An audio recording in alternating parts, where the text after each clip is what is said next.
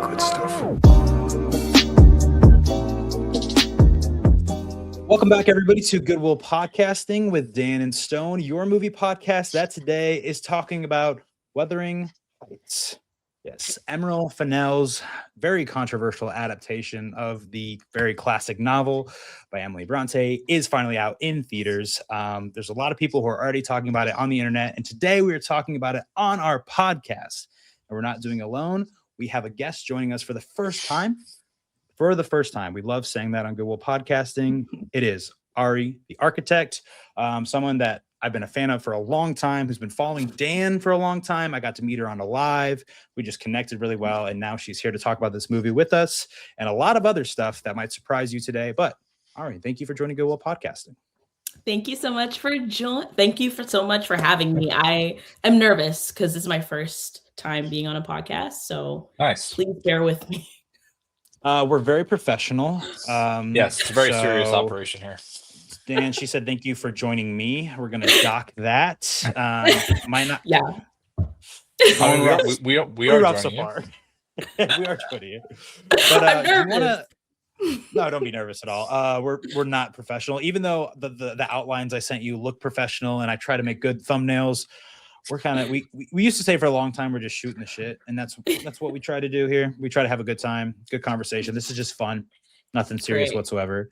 But I will say, your videos are sometimes really fun and they're sometimes really serious. I think you have a very good blend of content that you talk about. I think mostly just movies and just a little bit of Disney Channel. I think sometimes in there, I guess that would count as a different category, but.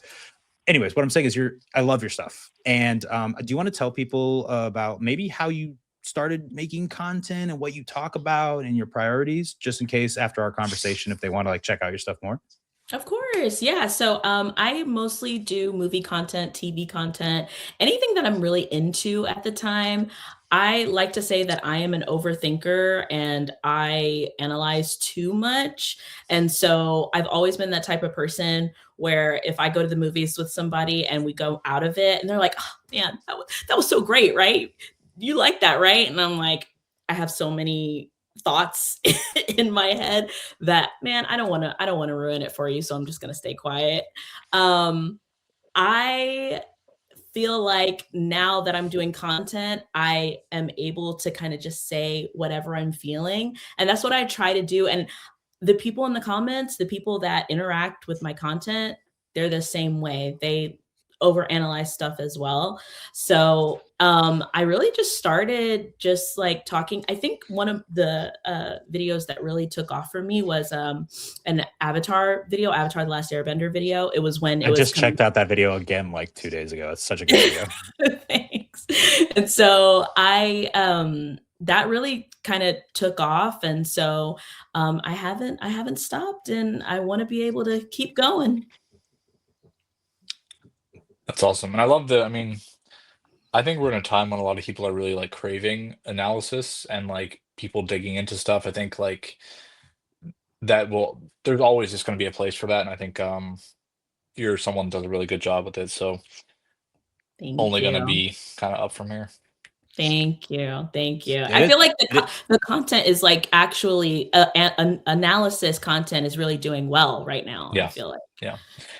Yeah. And I feel like it's fun when a lot of it pops up around one particular movie and like there's different viewpoints and things to dive into. Like, I think that's one of the things that was so much fun about Sinners is like, there was so many layers of it to talk about. People were talking about the movie for like months, and like that was generally positive, which was fun, but it can be fun when it's negative. It can be fun when it's a mix. So it's good when there's a movie that like gets people really excited in any way, I think. For sure. Yeah, and it's never personal. like Dan said, it's fun to just talk about it and analyze stuff, even if you agree or don't disagree, even though people don't sometimes take it that way. Yeah, exactly. For sure. Speaking of possibly some controversy on the internet, there's something I want to talk about with the two of you, because you have both addressed the exact same video, a very viral video And it's about another romance, and that's why I want to talk about it here on the Wuthering Heights episode of this podcast. I mean, Dan the man over here, Dan the real takes. He just posted a video about it a few hours ago. It's already popping off. I've already commented on it. It was a pretty good comment. You know, got a few likes on it. It's fine. Anyways, it is about the fact it is a 1.6 million liked video of a creator who said that Shrek is not a fairy tale, but it is a cautionary tale. And she gave reasons as this. And both Ari and Dan have discussed this. And what I have done, if our audience is not aware of this, I have the entire script of what she said right here written, just so we can analyze on the spot. And Settle in, everybody. you know what's good is that I was like, I guess this would be something I could really do with AI, and I don't like AI, Dan. So what I did, I don't know if this is using AI. I audio, you know how you can like audio record your voice to like send a text message. I just did that for a video because I'm like, I ain't using AI. Smart. I don't know if that, I don't know if that's AI technology. Anyways, here we go. Shrek is not a fairy tale. It is a cautionary tale. An example of how a woman cannot turn an ogre into a man, but how he can make an ogre out of you. Because she started out as a princess. She had generational wealth. She could have had a pet dragon, but she was stuck up there with no hobbies and no friends. The first person she meets is a moody-ass, stubborn ogre that basically nags her. She takes that as a sign to get with him, to like her, and she falls in love with him. He manages to get a princess to settle for him, an antisocial outcast who lives in a swamp. He's also unemployed. Oh my God, I got the loser to love me. Alienates herself from her family to live with him in a swamp, gets baby trapped. She also is an ogre. She's also an ogre now. So if she ever wanted to leave him, she's severely limited for the potential dating pool. He's not willing to change anything about himself. Or the way he lives, or level up in order to provide for her or their family. Did I mention that she now lives in a swamp when she could have lived in a castle, people? Guys try to trick women into not caring about material things, but there really is a level that you need to care about when you're raising children. Men can go their whole lives sleeping on the floor, but how are you going to raise children in that kind of environment? Could have been the prettiest girl in the land, and if you don't have a hobby and some friends, you'll end up in a swamp and with an ogre, and you'll become an ogre too. Wow. So, I'm the only one who hasn't discussed my thoughts on this. I did on Dan's video. The biggest thing about me, or the biggest thing about this that sticks out to me, and it'll be a really simple thing, is that the way she is talking about this movie, or in this context, it makes being an ogre a bad thing. It's like, why can't this girl be with an ogre? She deserves more, when that's totally against the point of the movie, and you're not supposed to look down on this different character in this world. So I don't like that personally, and I think that goes against the entire morals of the story. She is, I think Dan said she is Farquadian. What'd you call it? It's Farquadian propaganda. Yeah. Farquadian. Yes. She does seem like she would be part of Duluth. She would be there cheering them on as Shrek beats the shit out of everyone. So yeah, Fiona can be an ogre if she wants to be an ogre, and she wants to be an ogre. So why? Let her live her life. Anyways, what do you guys think about this? Well, Dan, I didn't see your video. Can you summarize what? I'll start out by saying a couple things. I think there's like 1.5 fair points in there. Like, first of all, I mean, the point about like her being very isolated, not having friends, at least to start. Like, she does make friends with the other princesses and stuff, and kind of leads them in the third movie, which I really like. Like, that's definitely a fair point. I think everyone, man or woman, should like have a balanced life, and that's a healthy thing to do. I think that's especially important when you don't have a very good partner. But I feel like Shrek and Fiona are good partners to each other generally, with like a few exceptions. And when one of them does stumble in a way, like, there normally is a level of awareness, and then they get punished by the story and then kind of grow. Um, but it just is a baffling take to me. Like, there's certain things um like the They don't make baby trap sense. thing is just, that doesn't happen. Like, it's the exact opposite. Like, the third movie is Fiona being excited about the possibility of them having a kid, and then telling Shrek that she's pregnant, and then him kind of having this crisis because of how he was treated by his own father and worrying about like how he's going to be as a father and all that, which I think is really good. So like that like I see something like that and I'm just like, where are you getting this from? Like, is this from Reddit or like what? Like, Well, it's uh, interesting because this topic actually was discussed, oh man, a while ago by another creator on TikTok. Her name was Cecilia, and she does like dating content. And she actually used Shrek as a example a wait, while wait, wait, wait. ago. Is this a British woman? No, she's not British. No, Okay, but okay, all right. You thought no, it's our friend Cecilia?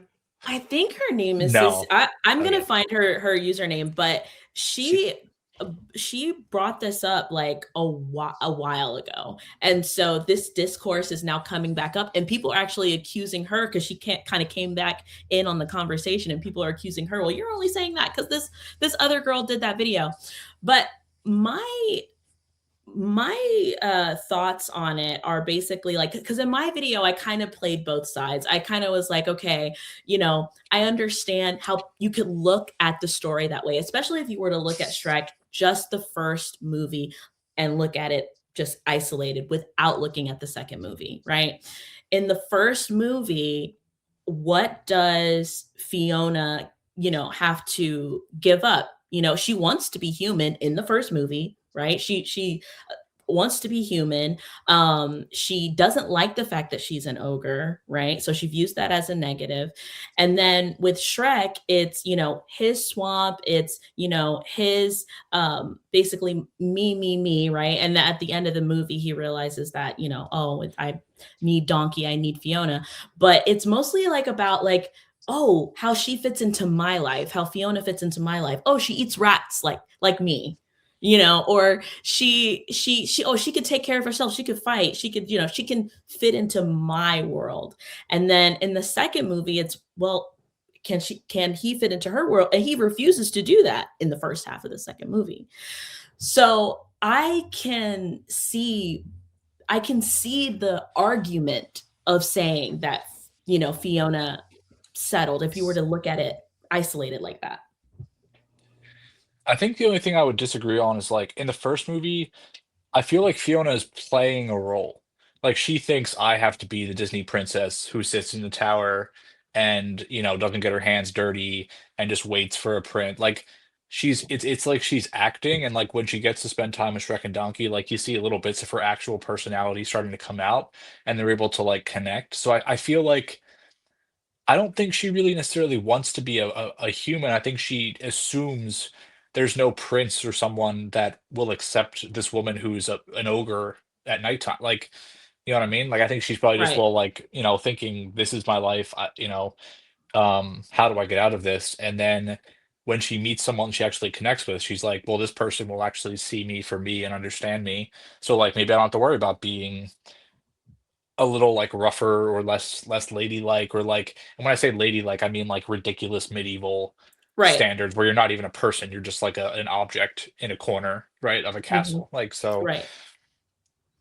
and I think, like, in the second movie, Shrek doesn't really fit in because 'cause they're racist as fuck. Like, they sit down for dinner and the guy's just like, "Oh, I know what you guys are," like, it's so uncomfortable. Yeah.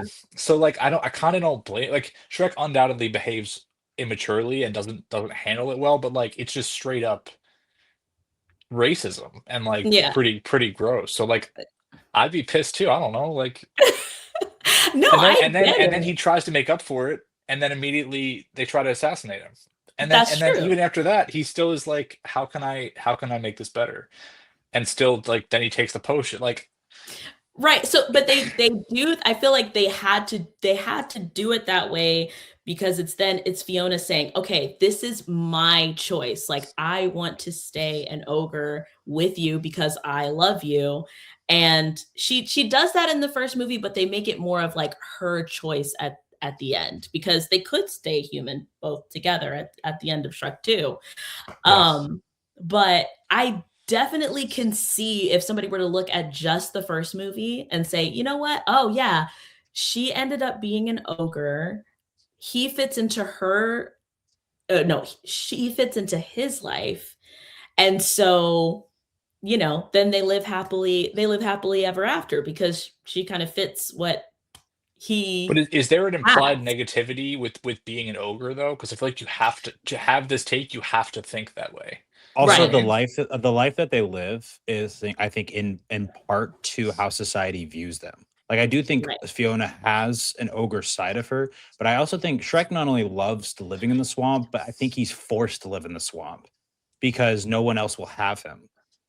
So, I mean, Fiona could have more than that if she wants more than that, but because society doesn't want that for her, she is forced to live in a swamp. But she loves Shrek that much that she's willing to do that.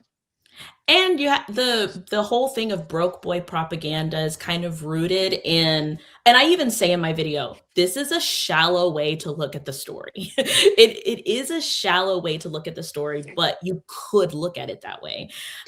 The the fact that this is now in like the dating content world, right? Where people are looking at this story and people are thinking, "Oh, broke boy propaganda, I'm going to end up in a swamp with an ogre and I'm going to end up looking like an ogre." Yeah, like what does that mean? Like what do you Also, mean by that? broke boy, it's like that's the problem. It's like people are looking. That's literally what Shrek is trying to go against. Is you're not supposed to look at Shrek's life like it's a bad life. You're looking Mhm. at it like it's a bad life because he's an ogre. He is completely happy with his life. Chris Evans in The Materialist is not happy with his life. He does not want to be where he is at. That is broke boy propaganda. This is That is, not. yeah. I agree. I And I I totally agree.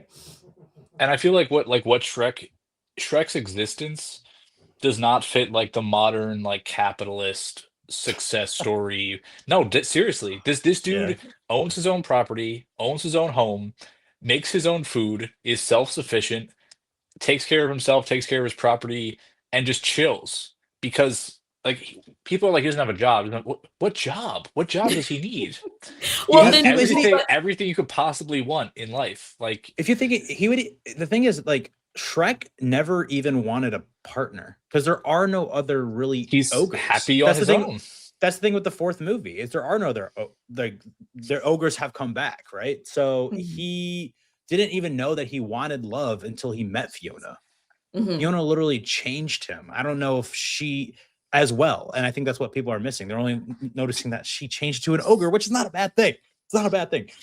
Yeah, and also too, they are each other's true love. That's the whole reason why the spell even said what it said, was that she took the ogre form because Shrek is her true love. Like, they love each other. So, you know, but all I was saying is I understand how you can look at it that way.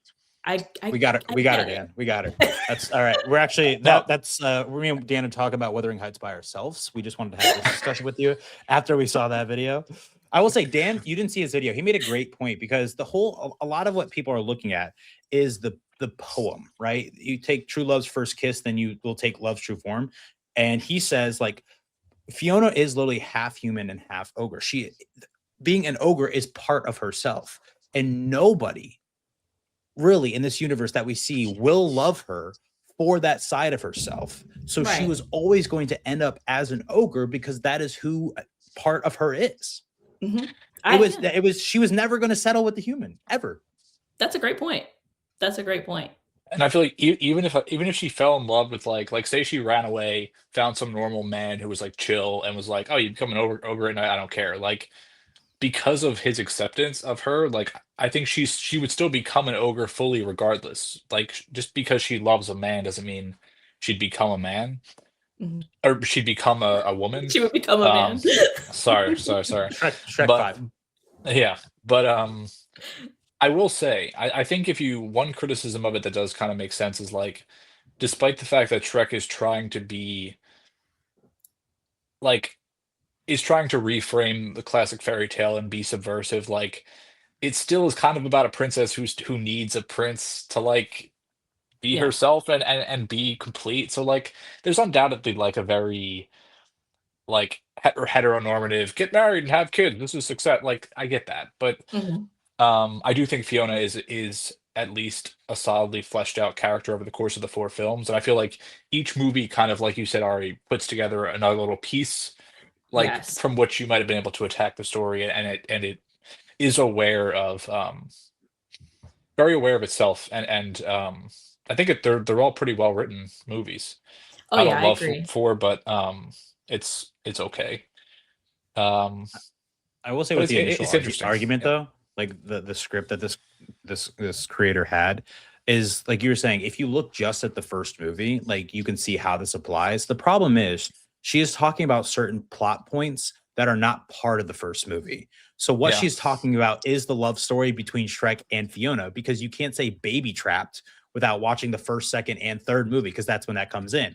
And then her entire argument falls flat because me and Dan were talking about this before you join on, when she talks about like Shrek did not change anything like for Fiona of himself. I'm like, the second movie, like what are we talking about? Right, yeah, right, right. Wow. Yeah. You have to be able to kind of take it all in context. But if you were to isolate it, then you could see what that person's talking about. But it's like like the creators or the writers knew, like, oh hey, we really should make this Fiona's choice. Let's go ahead and put that into the second movie. So I think they fixed that hole, or it's not necessarily a hole, but it just fleshes out Fiona, like you said, it fleshes out her out better. yeah. And the only other thing I was thinking about is like the framing of Shrek as just like a loser or an outcast or like antisocial is what she said. He's like actively being hunted by people that want to murder him daily. Like like it is just violence fueled by racism that causes him to be alienated. So that I was just like I found that off-putting because that's like a fundamental aspect of the story. But Yeah, it's um, very shallow. It's very a very hollow way to look at the Shrek movies, because you're just kind of looking at it from like, you know, uh again, this like dating, oh, I want to date the rich guy and, end up in the castle and be a princess. yeah, They want like a fairy godmother, stepmother. That's what they really want. And I'll say it was very, when this happened, it made me happy, not for the argument itself, but because on Dan's letterbox, I got to see him log Shrek 1, Shrek 2, Shrek 3, and Shrek 4. Did And you watch all four of them? I watched all yeah, four. I in saw the like two video. days. Like how Three like what three of them time were frame was on. that? Me and Jackie watched pretty much three of them on Valentine's Day, and I watched Shrek 1 the night before. What a memorable Valentine's Day. That Holy Yeah, hell. is. we went out to eat, so it was nice. I But I think Leah was working. Leah was working, my wife, and she got in the car, and I was like, "Look at this text from Dan. This is all about Shrek the Third." that was And he's like, going off how texting. his dad treated him, all this stuff, and I was like, "This is fascinating." But we can agree that two is the best. No, I know, I know. We have talked about Shrek before, and I was the only one who said Shrek 2 was the best. Yep, What? yep. Yeah. What's the other option? Okay. So I think it's really hard. I might like I Shrek 2 the third least or the third most. The Shrek the third? Third the most. No. Let me rephrase. I said I might like Shrek 2 the third most. It was awkwardly phrased. But I think Oh, Shrek 1 oh, is the best. There's something very specific I want. Maybe we're going deep into Shrek right now, but quick question for you guys. So in Shrek 2, he takes the potion. Fiona sees Prince Charming, right? And the parents are going along with this. Like that whole situation is so fucked up. Like anything that happens between them, like that is sexual assault. Like you're pretending to be someone else. No, truly, like that's legally sexual assault. Like yeah. it's a horrible thing that's happening. Shrek sees Charming pretending to be him and goes, "Oh damn, I guess I'll get him next time," and then just leaves. Like just go up and be like, "I'm Shrek. What are you doing?" Like that's your wife that you I don't know. I don't think they're actually married, but like that's your person that you went through all this stuff for. You're two movies in, and then you see her with this evil man pretending to be you, and you don't say a word. And it's like you don't think that Fiona's gonna find that out? Like she's But like yeah, I don't. I just I don't understand. All he has to do is walk up to them and be like, "What's going on?" And then right. that moment is so jarring to me. I'm always just like, this is such forced conflict, and I can't get past it. But I think two things are happening. I think it's reaffirming what Shrek has thought in the back of his mind is this like this is what Fiona has wanted all along, or I think that she wants this, Yeah, right? Because he still was like, I'm an ogre, dude. Like he's the society, not attractive. That's what he thinks about himself. But then it's also like, but at I that love point, her, he is a man, right? right? But at that point, he's a fake man. Like this is not really who he is. I'm sorry. So he's like, if I can have this for Fiona and like it could be real for Fiona, like materially be real for Fiona. Speaking about materials, this man, what did she say? Like, don't let men take materials away from you. He literally gives Prince Charming. That sounds terrible, but you know what I'm saying. He tries to put Fiona's happiness, even though he's perceiving that happiness from like a skewed viewpoint based on his own self-worth. It's him making a sacrifice, and that's, I think, the main thing is like if you want to be able to see a character say, you know what, I'm going to sacrifice this for them, and both characters do that, so you want to see equal, sides of that. So I think Yeah. that's why they did that. Yeah, Shrek 2 just expands the world like Empire Strikes Back. It's just everything about Shrek 2 maybe I don't know. Maybe I would say maybe the relationship between Shrek and Fiona is the same in both movies, but everything like supporting wise is 100% better. I mean, Far Far Away is better than I guess Dragon's Castle. Is what is like what's it called? Duloc. Like Far Far Away is superior to all of that. Fairy Godmother is a better villain, Dan, than Farquaad. She is. She's Farquaad's so iconic. She's a baddie. I'm sorry. If you have like nice bright white or gray hair and you got glasses, that sparkly red dress. Here's the thing. Whenever I was a pretty sheltered kid growing up, I was a pretty sheltered kid growing up, but whenever like a movie would have music in like an epic fashion, I would replay that over and over again. I replayed the ending to this movie 100 times. Me 100 too. Times. Wow. I can quote the entire thing. Like, it's way funnier too, dude. Like Puss in Boots is an insanely legendary supporting character in this movie. It's perfect. Is that He's so funny. No. Perfect. Like I love it when like we're talking bad about Wuthering Heights, but it's fun. Like when she goes Shrek and he's licking himself and he's like, "For you, baby, I could be." That's so funny. That's so good. And I wanted to say, oh, go ahead. Sorry. No, I was just gonna say I don't know how many movies he's off of, but I've always thought my favorite. This is a crazy take. My favorite voice acting performance in all of the Shrek movies has always been Rupert Everett as Prince Charming. I love his voice, and I think it's so good. Like, ha ha ha, Dad. I'm still hoping you would approve. Like, it's Mom, it's me, Shrek. I just love the way he talks. It's so good. Yeah, I think Shrek 2 has like you said, the way it expands. All of the supporting characters are great. Puss in Boots, Prince Charming, Fairy Godmother. Those three, the adding to the franchise is, I mean, you can't even think about the franchise without them, really. So I don't know. And I was gonna say my favorite scene, or like the funniest scene to me, is that police scene when the like cops. It is funny. And the OJ reference. The OJ reference with the white horse, with the white Bronco. I mean, come on. Like, it's amazing. It's good. It's good. It's good. My gosh. It's very good. I just will say quickly, like, I think Shrek 3 is one of the most underappreciated mainstream animated movies ever. I like really love it.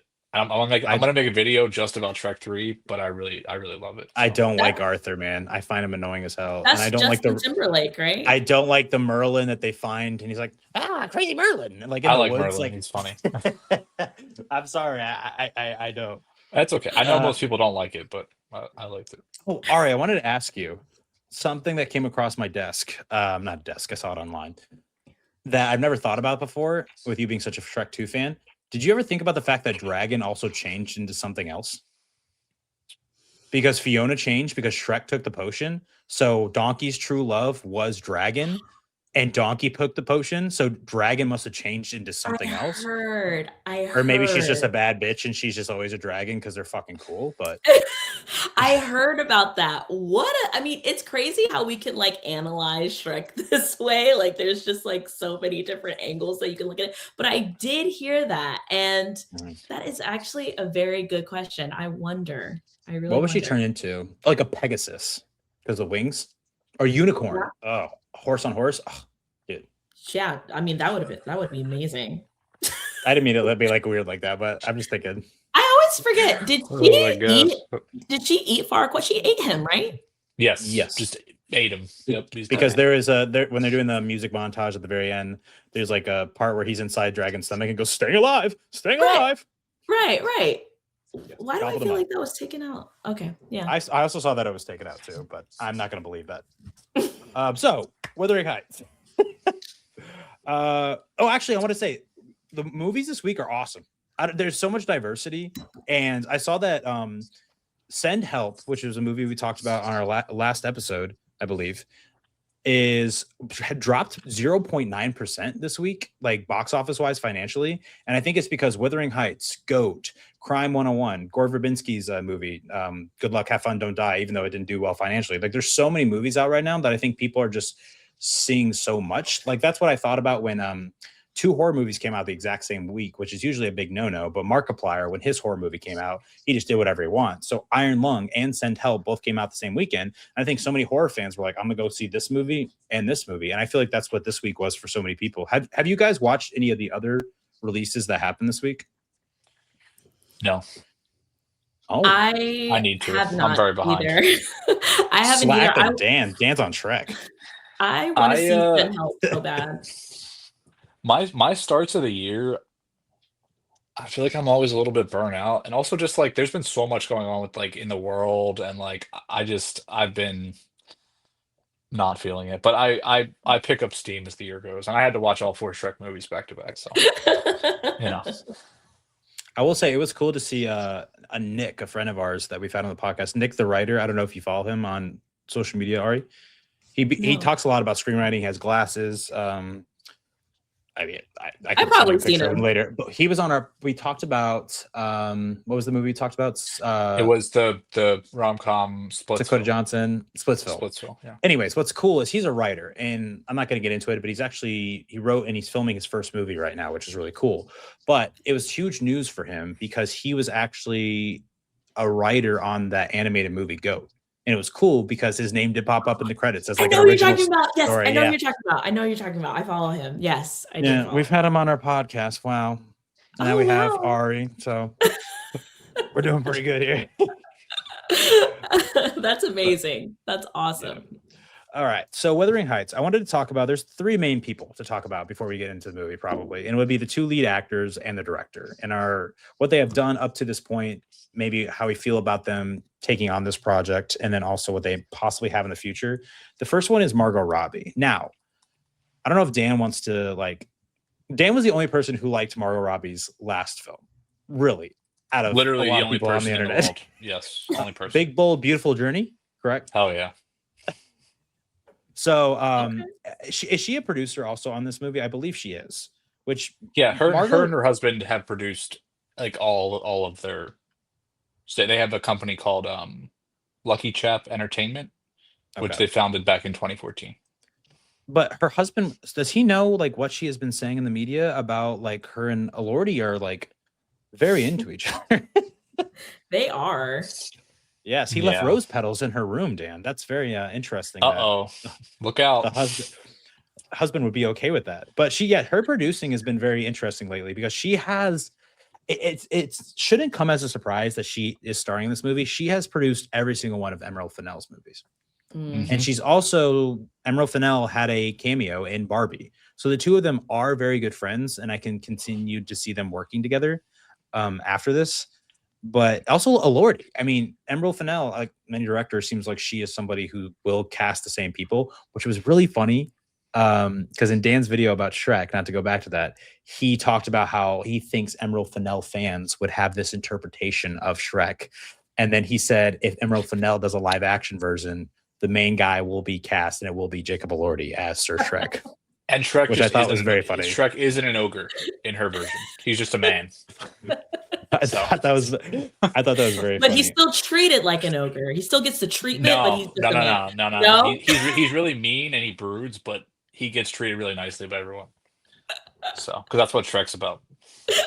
So But yeah, what Margot's doing next, I mean, I think she's doing her next movie might be Attack of the 50-Foot Woman, with Tim Burton Oh. directing that, which would yeah. be interesting. I think she could do really well in that. But then she's also producing a Monopoly movie.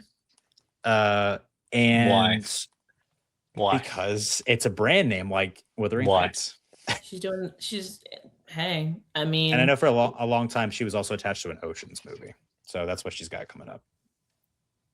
as in Oceans But 11, 12, and so 13. it just says Oceans right now. It could be the first Oceans. It could be, Well, on IMDb, it's the her 100th only upcoming project that's listed, and it says it's with Bradley Cooper. Okay. So So I'm looking at Letterboxd, and it also mentioned Benicio del Toro as well. I would be down for that. But Elordi's having a pretty good career. I mean, he's doing well for himself. I'm very interested to see his next movie, which is the one directed by Ridley Scott. That's coming out Yes. later this year. He's gonna the have a dog big year. stars. Yeah, he's starring in Ridley Scott's next movie. He's nominated for an Oscar, and he has this movie. Dude's doing well for himself. Oh, and Euphoria. Are you a Euphoria fan? I wouldn't say necessarily I'm a fan, but I watch it. Hate watch sometimes. That's a good take. I like that. I just watch it, dude. Yeah, Euphoria. I mean, there's too much. There's too much to even go into with that show. Has a lot of potential, but it didn't. I feel like it didn't live up to it. What is So Euphoria about? Is it just about drugs? no, I mean, it could Well, like be. high I mean, school, like high school life, and that's part of it. Because all I know of Euphoria is I've seen this season 3 trailer. So it's Yeah. like Zendaya owes somebody money for some reason. Sydney Sweeney's doing Sydney Sweeney things. right, which I'm so glad that he's actually following up on that storyline because I really thought he was going to abandon it. But no, Euphoria is basically a show. Zendaya is a girl who is addicted to drugs, and it's just basically like going like through her life of being an addict and What kind of drugs? being in high school, prescription pills. But she really would take anything. Like she's very like, whatever goes. But the first season has a lot of interesting storylines that again get abandoned in the second season. And then so when I saw that she was actually like needing to owe that woman money, I was like, oh wow, like they're gonna pick up on that. Interesting, because that wouldn't be the normal with the show. Right. So interesting. but, All right. I don't know. I got other things on my plate. I don't know if I'll check out season 3 or not. Dan? Nope. Hey, it's nice to look at. Like maybe like Wuthering Heights. It's nice to look like. Wuthering Heights is nice to good. look at. Emerald Fennell's movies are nice to look at. And speaking of which, I wanted to ask you, Ari, because I know Dan's thoughts on this director. Have you watched Saltburn? Have you watched Promising Young Woman? And if so, what are your thoughts about what Emerald Fennell likes to do in her movies and her style? So, Saltburn, I actually really enjoy. I really thought that towards the end of that movie, I was very surprised as to how much I was like, oh wow, I really enjoyed this twist here. I really got the message of, with like classism and like the social hierarchy and everything that she was saying.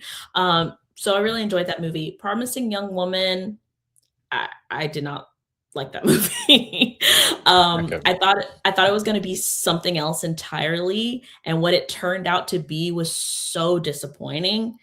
That movie was so disappointing to me, anyway.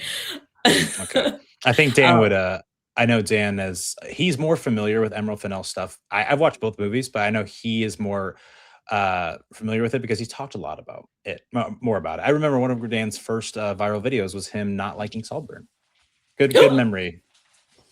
Yeah, she truly is like if I had to pick a least favorite director, it's probably outside of people that are just like disgustingly problematic. Like if someone like just looking at the kind of meat of the substance of what directors have had to say, she is my least favorite director. Mm. Um, Promising Young Woman is a movie that like I think a lot of people it's kind of universally praised. I think it won Best Original Screenplay, I'm pretty sure, in Yes. 2020. I think it is Yeah, I don't garbage like. movie. Mhm. I think she likes to be provocative, and I think that's a subject matter where being provocative should not be your number one goal. And that ending, well, I think a lot of people found like I'm not speaking for anyone who found it powerful or like it spoke to them, but I know a lot of people who have been through things like that that hated it and despised it and found it disgusting. And I think if you're gonna make a movie like that and you're gonna pull the rug on survivors, it's a weird fucking thing to do.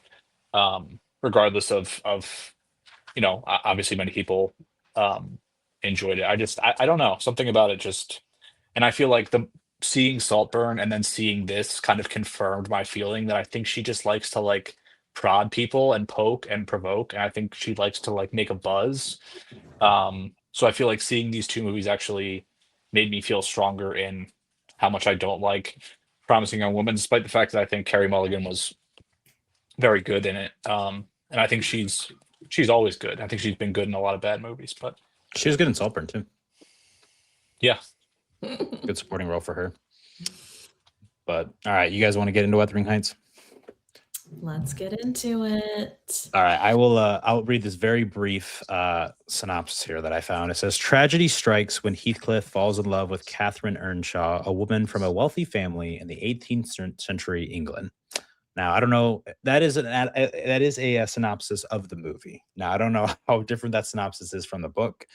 I can't remember. Oh yeah, okay. We talked about it before we jumped on here with Ari about who has read the book, who has not. I will say, Dan, I downloaded an audiobook. I had the book up on my iPad. I was ready, and I got through like three sentences, and I tried. I did try. Did you Not that it doze was off? bad. No, I'm just incompetent It sometimes. is it is dry. Like dry, dry, dry, dry. Um I also heard it's not the there's like unreliable narrators, like Nelly narrates sometimes, and you can't like trust do you want me to her. talk do you want me to talk about that? Um, yeah, let's yeah, you give a brief breakdown of the book, and then we'll go into reviews of the movie. Got you. So essentially the book basically opens with a prologue, which is not normally included in film. But Nellie, who was in this film, is narrating the story to Mr. Lockwood, who's like a tenant down the road. There's a woman there, um, who you don't know who it is. There's Joseph, who's in the film as kind of one of the servants, is there. He's like an older man.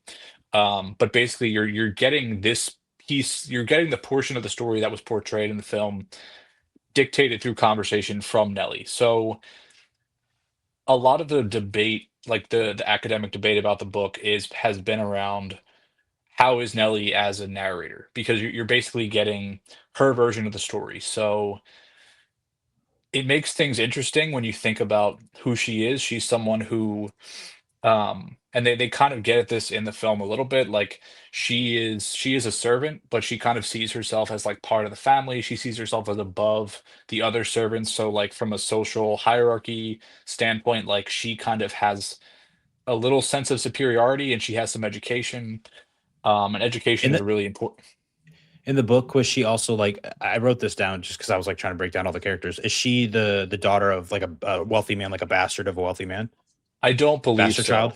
They Okay. they they they just kind of I believe they put that together Okay. as this particular story, but I don't think that's the case here. But she's been there for a long time, obviously, because the conversation is 30 years after the events of like the latter bit of this story. Um, so the question is, how does she view Heathcliff? And that's kind of the question that many people have, because when you read the book, like some of the stuff she says about him, like there's a lot of racial commentary. Like there's a lot of racial commentary about Heathcliff as a character and how he looks, and it's a lot of referring to him as like a gypsy and a devil and an imp, and um when they first encounter him, they all are referring to him as an it. Like they're referring to him as a thing. She's like, Nellie is like, I left it out on the steps in case someone would take, like, that's kind of how they're talking about him. So there seems to be some perceived prejudice from Nellie from the beginning, and she views Catherine as someone she is very close to and like a friend. So there's also the viewpoint of, does she view Heathcliff as someone that can get between her and Kathy, and that hurts her social standing, or standing in this hierarchy where everyone in the story is very concerned about kind of maintaining their position. So that's kind of the interesting aspect of her narration, and it makes you wonder about how Heathcliff is treated in the story. But from Nellie's perspective, he undoubtedly does a lot of really terrible things, and I think he does do terrible things, especially down the line, that are not the result of her narration. That he becomes a pretty terrible person. Ari, do you mind if I go first? No, I do not mind. Because I think it would be very interesting after what Dan just said. Sure. The thing that I find so frustrating about this movie is that the marketing said that this is the greatest love story ever told. Now, I know that the book is a lot darker than that, but it is okay. I'm okay with not having read the book if Emerald Fennell does something to change these two characters to make it the greatest love story ever told. The problem is, I think that she accidentally included too much of the book in it, because I do not like either of these people, and I do not care that they love each other. I think they're both terrible human beings, and I do not care. Here's the thing, and I wrote this in my review. It is exhausting in this movie how much they tell each other that they love each other. That is all they say to each other when they're alone to each other, is that they love each other. And that is just like, it's not love, it's words. It's so funny because I told you guys that, I think before we jumped on, that I watched the movie Crazy Stupid Love. I really love that movie a lot. And there's this certain moment where Ryan Gosling and Emma Stone are about to have sex, and they know they're about to do it because Ryan Gosling's like a womanizer, and this is what he does with everyone. But then the two of them just sit in bed and they talk, and they never do. It's because they're just so infatuated with each other, and they like each other so much, and they like being with one another. I don't think really, unless when they were children, ever see a normal conversation really between Heathcliff and Kathy in this movie. Either it's about themselves and it's about them lusting after one another, or it's about this new family that has moved in, like across the prairie or whatever, across from Wuthering Heights. And it's just two people who are very horny for each other the entire movie, and that's just not. It's not love. I'm sorry, lust is not love, and people need to realize that. I do really like how this movie is shot. It's shot by the same cinematographer who is doing Dune Part 3, because Craig Fraser is not doing that. So that makes me really excited for that movie. I'm a big fan also of Charlie XCX, and I like the pairing of this story with the visuals and with Charlie XCX. I really do. I think it could work possibly. I just don't like the story. And what also sticks out to me about the greatest love story ever told, one thing, I don't think it's love. Two, this story is not that interesting. No. I was expecting something like for it to feel more like an epic. It's just two people who are infatuated with each other. One moves away, he comes back, she's married, and then they're infatuated with each other again. That's it. And I'm like, that's not that great. Boilerplate stuff. Yeah, that's not that crazy of a story. Like, I feel like a lot of movies have probably done that, maybe as an adaptation or a loose adaptation of Wuthering Heights. So I was pretty disappointed by that, because the way that Emerald Fennell, she presents her movies very well. And I'm looking at this, I'm like, oh my gosh, I cannot wait to see where this story goes. It doesn't really go that far. It really doesn't. I did write down a lot of points here, but I just, oh no, I popped up my Shrek notes. I basically said it all. it's just one thing that also bothered me too is that like Kathy is a terrible person. We never get to see Kathy and Edgar ever react to, or ever talking to one another before they get married. And that was a really big pet peeve of mine because I see Kathy as an infuriating person who only cares about wealth Mhm. unless she's thinking about Heathcliff because he did something to her.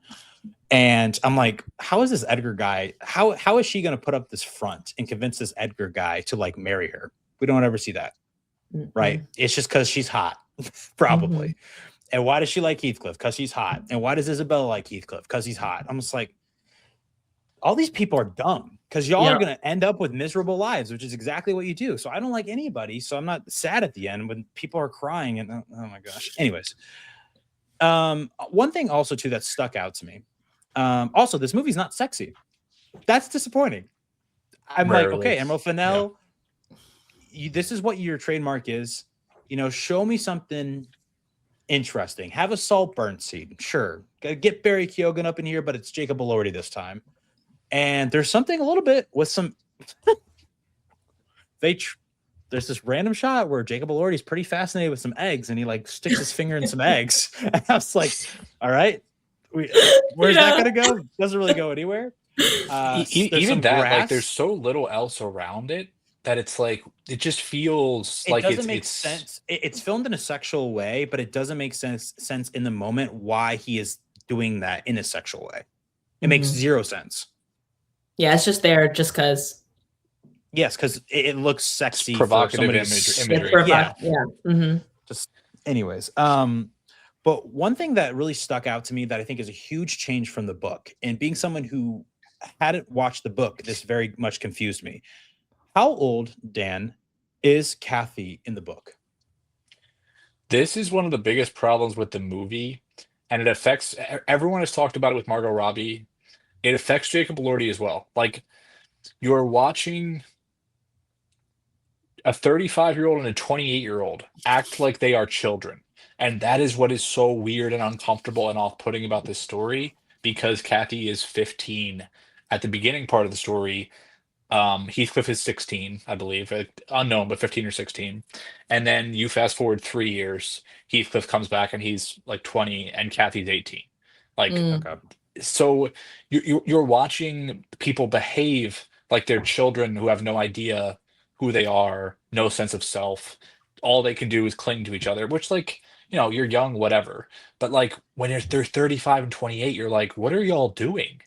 Like, Yeah. grow the fuck up. This is Mhm. so cringy. And I don't understand. Like, people were crying at the end of my screening, and I'm like, what are you crying about? And like I'm all for like I watch something like Atonement, like I'll cry, like definitely cry because there's an actual story there, the love story. This is just two morons. Yeah, Like the time where it really I stuck don't. out to me, where I was confused about it hurts the story because I'm like, it's the part where I guess this is a little bit of a spoiler if it's in the book or not, is when the two of them witness two of the servants having intercourse together, and Yeah, they're Joseph. reacting like they've never seen that before. But I'm Mhm. like, how old are they supposed to be? Because afterwards, it seems like Margot Robbie is discovering that that is something that she can do with her body that she never knew. And Yeah. I'm like, how? You're 'Cause like, he's protecting her what? from looking at it, but it's again, it's like, and again, the other aspect of this too is it's framed in the film as if they're just realizing that the other is attractive. Like oh my God, I just see this servant boy with his shirt off for the first time. I'm 35 and he's 20. Like y'all have been together for 20 years. What are you Right. talking about? Like it doesn't make any sense. And Jacob Elordi's like, oh, I guess Margot Robbie's pretty. Wow. Like what? Like Yeah. it doesn't.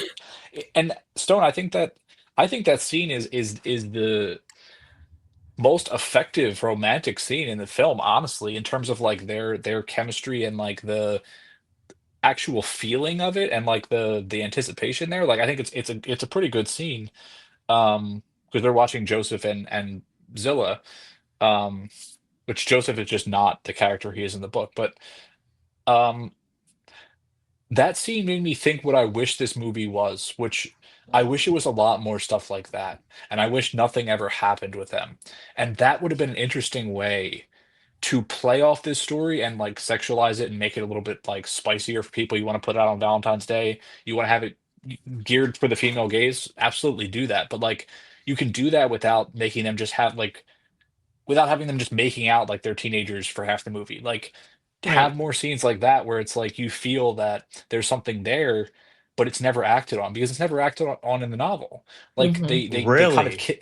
no, dude, nothing happens in the novel. There's no romance in the novel. This Yeah, is I what I've heard. been bugging out about. Like they like they sort of like they kiss a little bit as she's dying. Um, Spoiler. well, in the novels, as she's sick Oh, in the okay, novel, okay. yes, We don't know if that Okay. happens in the movie. We don't know if that Right. happens to her in the movie. Right. yes, but like, there's nothing, there's no, and but that's what makes it, and they still have this attitude towards each other of like possessiveness and um like this really unhealthy energy towards each other, and they're still so destructive, and it goes even past what we see in the film. Um, and that's what makes it so haunting is like because of society for both of them they can never actually act on anything, and like Heathcliff is not able to do it because of his social status and his race, and Kathy kind of treats him like a pet and enjoys his attention, and Kathy is forced as a 15-year-old and an 18-year-old into this marriage with Edgar because she needs to like have a way through life. Like this is the time she's thinking about like her social status, her economic status, and she also actually does want to take care of Heathcliff with his finances, and the only way she sees to take care of Heathcliff is by having his money. So like that is a genuine thing she's thinking about in the novel. But they're both kind of trapped by society, and that's obviously they a lot more happens, but that's kind of the tragedy of it, right? Um, Right. so Is to have them just like kissing all the time, just like there's no tension or anything. Like Hmm. Is Heathcliff the name of her brother also in the novel?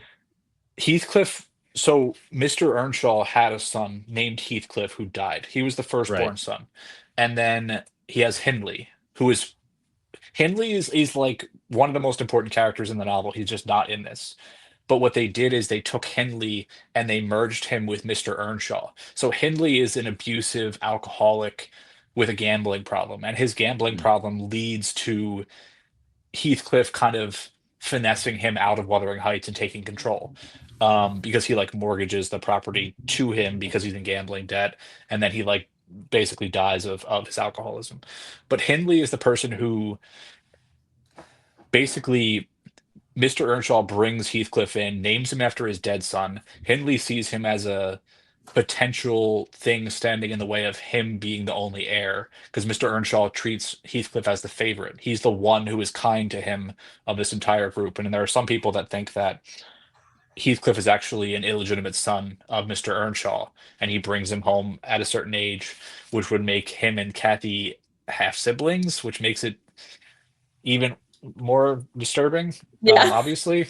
But that's not obviously confirmed, but it's something that some people theorize because of how kind Mr. Earnshaw is to Heathcliff, despite somewhat treating him like a charity case. Um, but once Mr. Earnshaw dies, Hindley tells Heathcliff he can't continue his education, which is like that moment right there is like foundational to Heathcliff. Like, and this story has puts a lot of emphasis on education as being the actual thing that allows people to have real social mobility. And you see that in the next generation, which is completely cut out of the film as well. Right. Um, but Hindley basically makes it so he can't learn anymore, puts him out in the stable, treats him like a servant, beats him, and Heathcliff becomes pretty monstrous. And realizes he will never ever be anyone that can be with Catherine. That sounds really good. Yeah, imagine that movie, right? That would I be like great. that he becomes a bad person because of the way they treated him. Hmm. General, like he Okay. definitely yes, yes Okay. to yes, 90% yes. When he comes in, at least from Nellie's narration, he does have an air of arrogance about him where he understands that he is the favorite. Like he knows how Earnshaw views him, and he'll kind of like he'll rage bait Hindley in various ways, and then Hindley will like beat the shit out of him, and then he'll be like, "Oh, you better stop or I'll tell dad." Mm. Like Heathcliff has some like sociopathic behaviors sort of that he exhibits early on. Um, but it's undoubtedly made worse by the behavior. And like I said, they all look at him as just an outsider.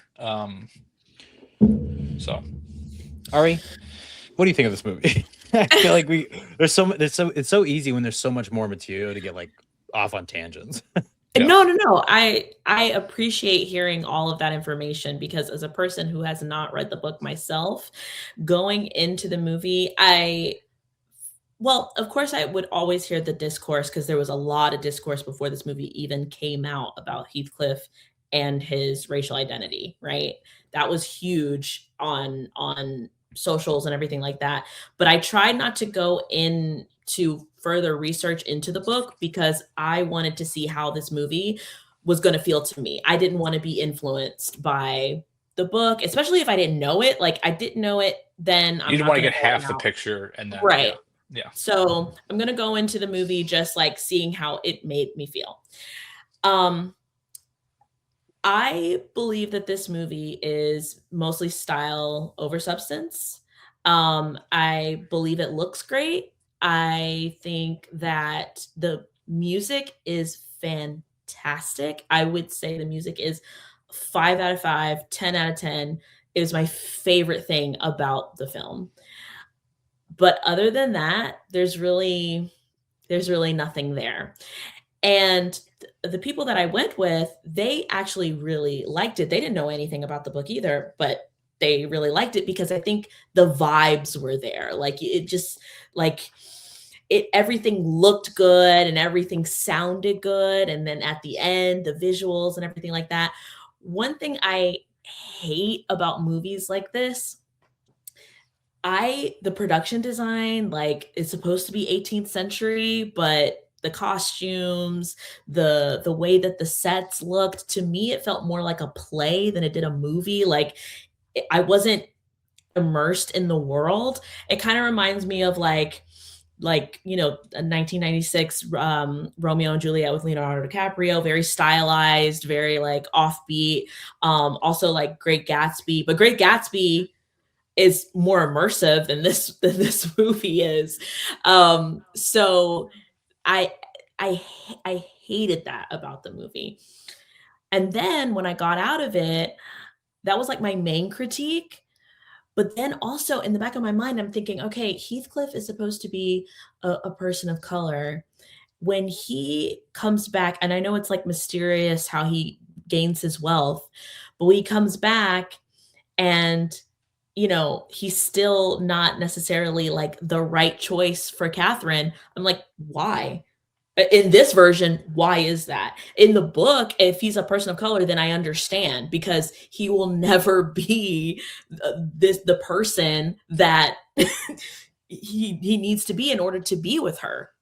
Mhm. That makes sense. In this version of it, there's no reason why if they're gonna have an affair and if they're gonna be together, there's really nothing stopping her from leaving Edgar and going with him and going back to Wuthering Heights and living happily ever after. There's nothing stopping We're her just from going doing that. anywhere. Like Does she anywhere. Like This is a spoiler for anybody. Because I think what they do, they have a way to like help that, like to put something in its place. Does she get pregnant in the book?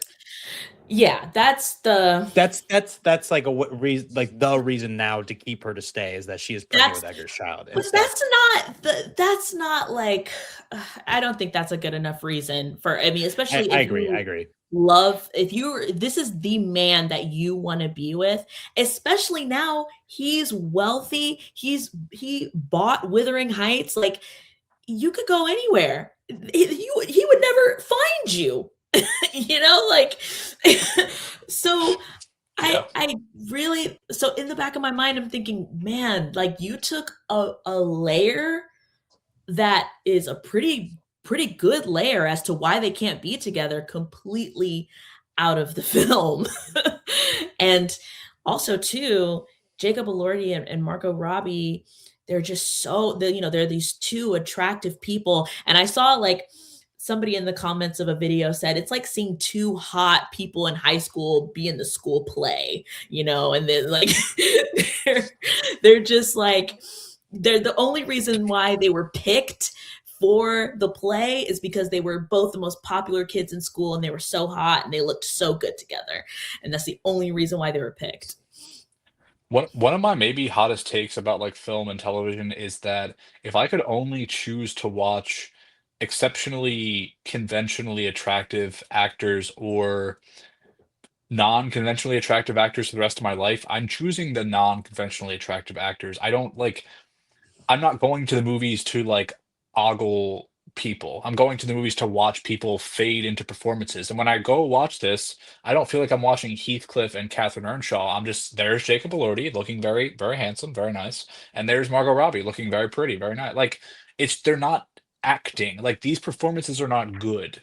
And like I think the script feels like a high school play. Like you watch Hamnet, which is a period piece, and you see this beautiful script and the dialogue flows and it's Shakespearean and it's like expertly written. And this is like literally like fucking high school play dialogue. Like it's terrible. And like the novel itself, it is dense and it's dry, but like there's a lot of beautiful language. Like it's super well written, like from the perspective of vocabulary and how things are described and like it is very well written. Um and it's kind of flowery and a little bit too wordy at times, but like it's good writing, and this is just so everything is on the nose. There's no subtext. It's just and we start to ask the question like, why are we watching this? And it Right. feels like they just want those attractive people just kind of smashing into each other and be like, "Did you like it?" Like, And I will say too, if anybody will love this movie, it is the Tumblr girlies. It's the girlies who love a good collage, who love to go on Pinterest and put pretty pictures together. They will love this movie because that, like, and you play a song in the background and you're on Pinterest because that's what this movie is. It's Charlie XCX playing, and you're on Pinterest and you're putting 18th century with a little bit of modern stuff onto a board. And, and that's what you have. That is what this movie is. Especially with like the nuance, because like race is, when I'm thinking about it now with Heathcliff and this whole race thing, it's so pivotal to a lot of what's going on in the movie. Not only that they can't be together, but also this whole like monstrous thing, this his whole revenge quest, right? Of people him going treating everybody badly, basically. He's on in the book, I believe he's on like a rampage, kind of, right? Like to make everybody's life miserable. it's Is that very true? ca- it's very calculated how he goes about it, but it's sociopathic in that like he doesn't care who he hurts. Like when he's marrying Isabella, like he doesn't give a fuck, and he does tell her that in the book. I don't give a fuck about you, but like we should talk about that because like that's the element of this film that's like disgusting. Like what they do to her, like she literally gets. I mean, in the novel, like she writes a letter to Nellie and basically says essentially the day she got there, she was like, "Oh, I fucked up." Because she gets there and it's Hindley is there, who's horrible. Joseph is there, who's horrible. Hareton is there, who's Hindley's son from his wife who passed away, who's becoming horrible. Their dog is there, who's horrible. Like Heathcliff The hangs her dog? dog as he's leaving. Like Oh, like and she gets there The and she's like, "Oh, I'm here with these horrible men and I fucked up and Heathcliff's a monster." And then she gets beaten, most likely most likely raped, like marital rape essentially, which results in her pregnancy. Like it's horrible shit. And then Emerald Fennell says, "Oh, Heathcliff hung her dog. So isn't it funny if she barks like a dog and she's into the abuse?" Like and I'm just oh, like, please stop making movies forever. Like, please just stop. You're a grown person. What are you doing? okay. Like, I have an interesting thought about that. So the thing about Emerald Fennel like not casting a person of color as Heathcliff, right? Uh, I'm thinking and I'm trying to get into her brain as to why she would like, not only is, Jacob Elordi, oh, I want to cast Jacob Elordi and, he's hot and whatever. But I'm thinking, okay, maybe she didn't. I'm giving her the benefit of the doubt. Maybe she didn't want to cast a person of color for Heathcliff because of the fact that they call him an it, that they, oh, it's this person of color pining over this white woman, like maybe I don't want to show it that way. Maybe I don't want to get into that. That could be very offensive, maybe, right? Let's say that's the case.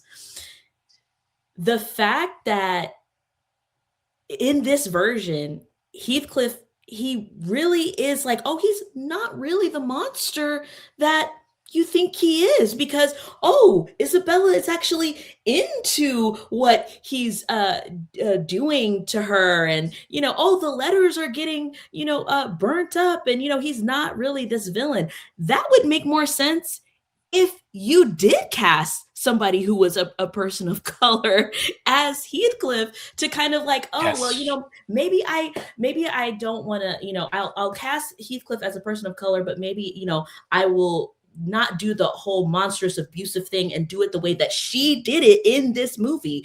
But why are you shielding Jacob Elordi's character? Why? for what? The answer is because Emerald Fennel views Heathcliff as Isabella views Heathcliff. They are the same, because Emerald Fennel read this as a 14-year-old and was like, "Oh, that guy's kind of dangerous and hot and sexy, isn't he?" Like, that's it. And then, but that's literally how Isabella views him. But in the novel and even in the film, Nellie and Catherine are like, "Hey, dumbass, don't do this. This is a bad idea. Like, he's bad news, blah blah blah." And like, he does say it to her as well. But like here, it's all kind of played as a joke. Like it's like, oh, haha. Like people were laughing in the Yeah. theater at Oh, those yeah, my moments, and I'm theater was like, cracking up. They were cracking up at it. and what you just said is so on point, because I've had people say to me, "Oh, well, she didn't want to cast a person of color because, Heathcliff is how he is, blah blah blah." Like he's completely defanged in the story. He's just a rough and tumble love interest. Like he's not the character from the novel. Um, so it's like what you're saying does not apply to reality. Like you're just coping. So I don't. Right. Yeah, it would That's a have great made more point. Yeah. sense. Yeah, it would have made more sense, like, if she did like, if you're gonna, say, "Oh, well, you know what? I don't wanna make him that monstrous or abusive or whatever, because I do have somebody who's a, person of color playing him," then I get it. I understand, because that can be misconstrued, that could be looked at as a certain way, even though that is how he is in the book. But, yeah, it's Jacob Elordi, and you didn't have to do that. You didn't have to do that at all.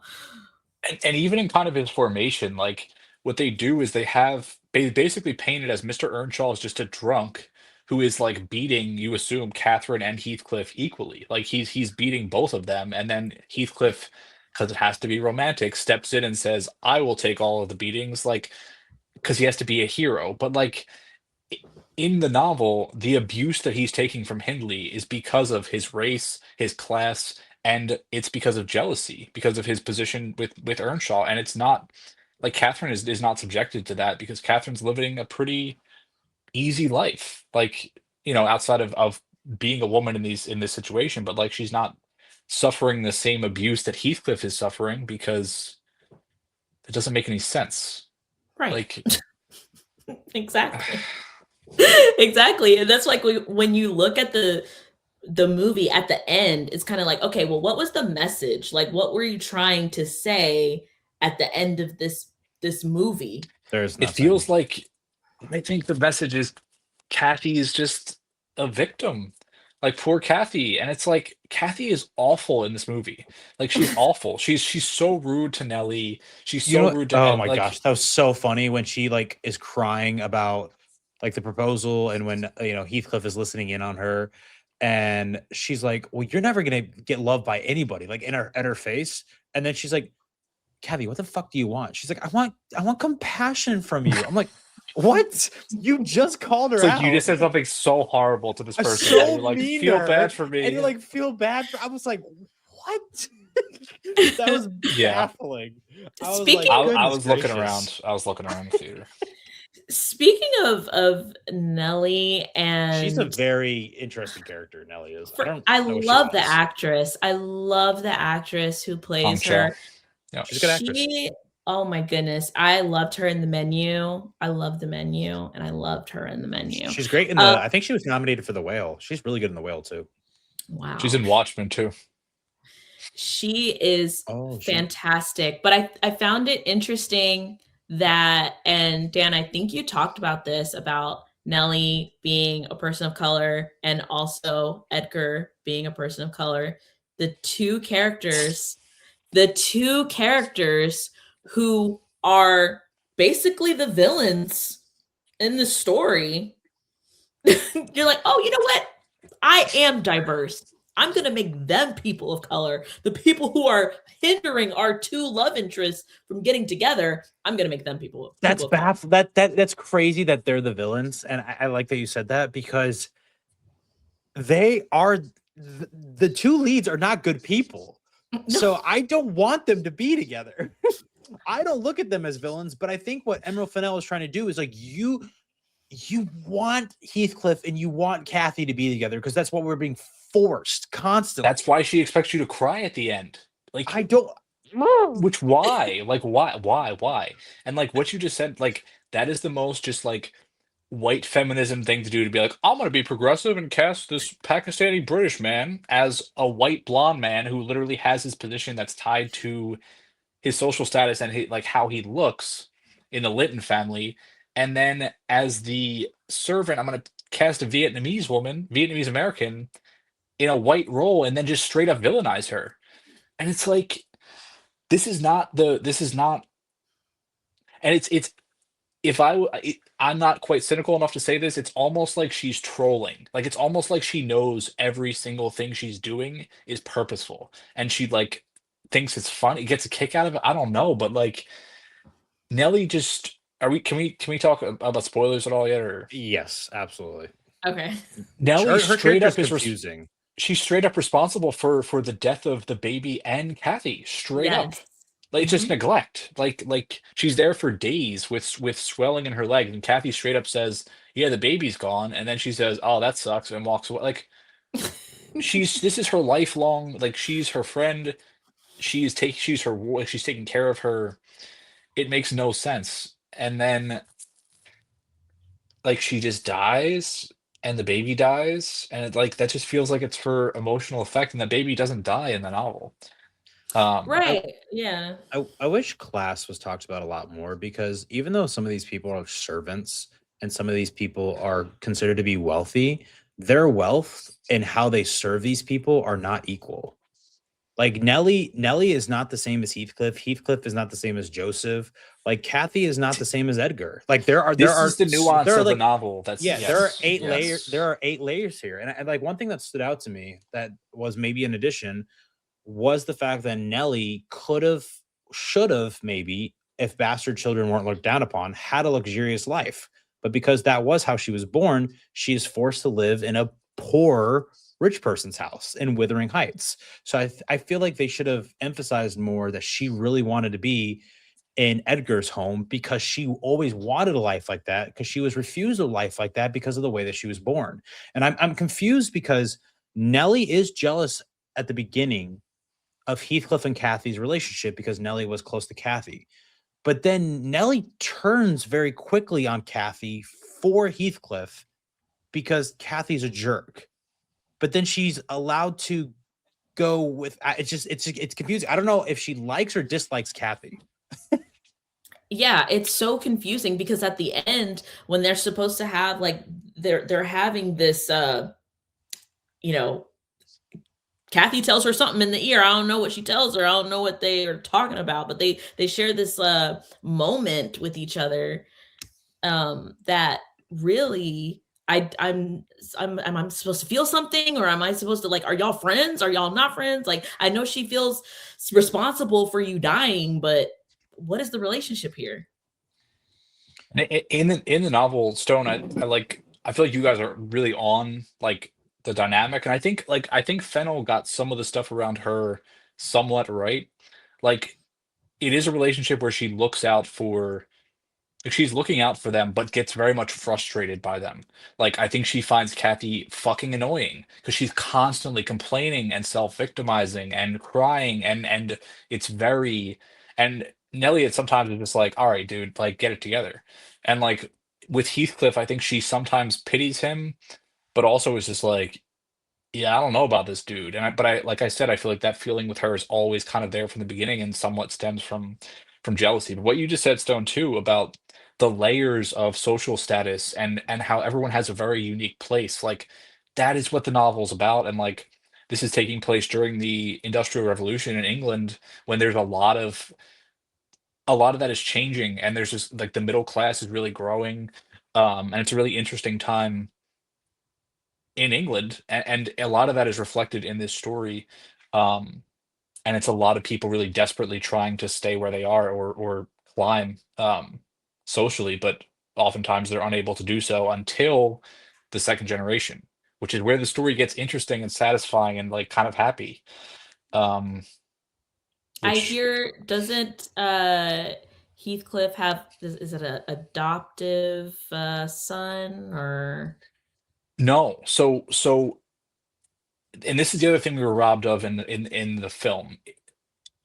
Isabella is pregnant with Heathcliff's son, Okay. Linton Heathcliff. So she, while pregnant, basically is terrified and eventually is been suffering this abuse and eventually just runs away. She literally runs like 5 miles um, to Thrushcross Grange from Wuthering Heights and is like, I'm leaving. I'm done with this. I can't take Heathcliff anymore. I can't be there anymore.